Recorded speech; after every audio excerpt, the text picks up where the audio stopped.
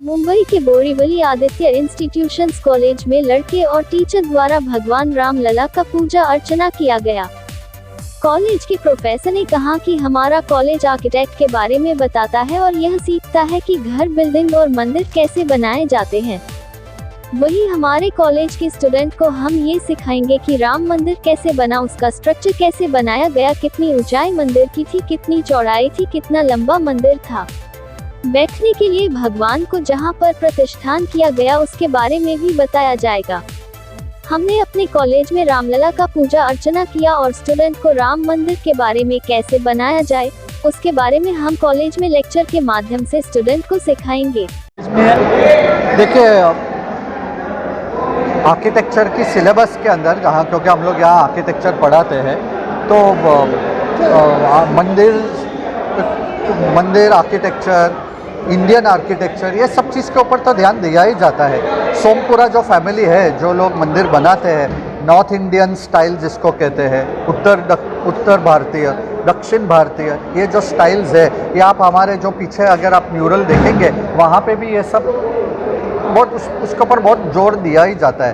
Bombay university की syllabus में है, तो हमें पढ़ाना ही पड़ता है कि मंदिर स्थापना कैसी होती है, उसके क्या विभिन्न भाग रहते हैं, गर्भगृह की क्या बोलते हैं, गर्भगृह की इम्पोर्टेंस या उसकी महत्व क्या रहती है, ये सब चीज़ें तो पढ़ाई जाती है। तो हमारे बच्चे जब ये स्थापना देखे हैं तो उनके साथ अच्छी तरह से जुड़ जाते हैं। तो हाँ, ये जो मंदिर बनाया गया है, ये जो राजस्थान के जो पत्थर से बनाया गया है, ये आज की तारीख में ये पत्थर सबसे ज़्यादा उत्तर भारत में वापरा जाता है और ये नरम पत्थर है जिसके अंदर कार्विंग जो बोलते हैं, सीन, उसमें अच्छी तरह से कर सकते हैं। 3 माले का ये जो मंदिर है, ये 3 अलग श्री राम के 3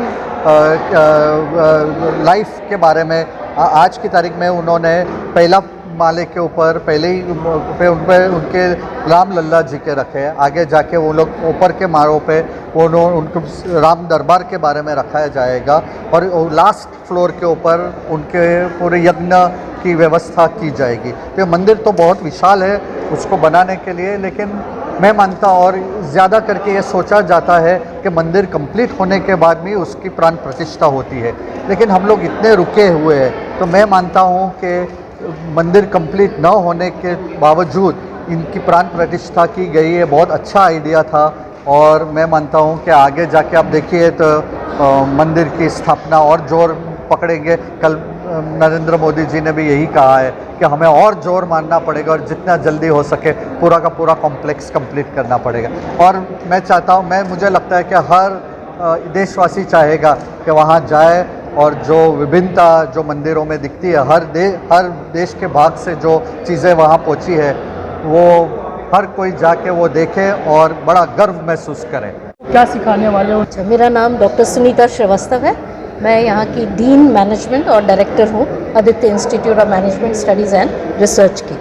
तो हम लोगों ने ये सोचा है कि आज की इस भव्य पूजा के बाद सभी स्टूडेंट्स, सभी विद्यार्थी, सभी शिक्षकगण काफ़ी इंस्पायर्ड हो चुके हैं और ये लोग राम जी के चरित्र को लेके उसका एनालिसिस, विश्लेषण करेंगे और उससे सीखेंगे।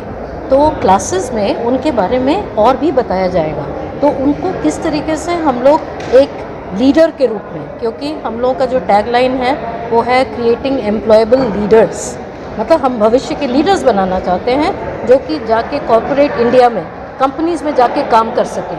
तो इसलिए हम लोगों का ये लक्ष्य रहेगा कि हर क्लास में हम लोग राम जी के बारे में बात करें, उनके लिए चर्चा करें, किस तरीके से उन्होंने एक अच्छे बेटे का फ़र्ज़ निभाया, एक अच्छे पति का फ़र्ज़ निभाया और सबसे बड़ी बात है कि एक बहुत ही बड़े राजा का फ़र्ज़ निभाया।